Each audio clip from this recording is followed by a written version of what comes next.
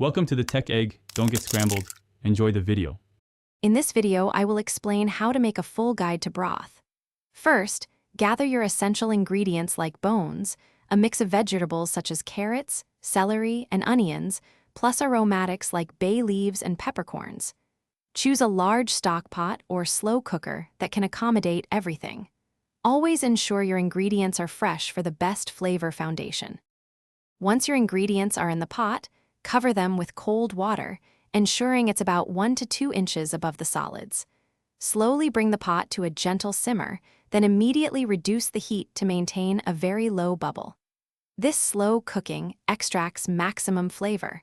Remember to skim off any foam that appears during the first hour.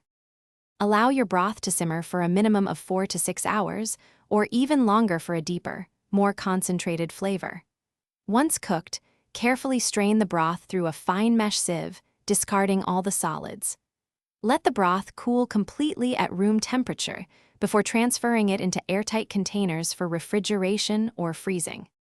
For an even richer broth, consider roasting your bones in the oven before adding them to the pot.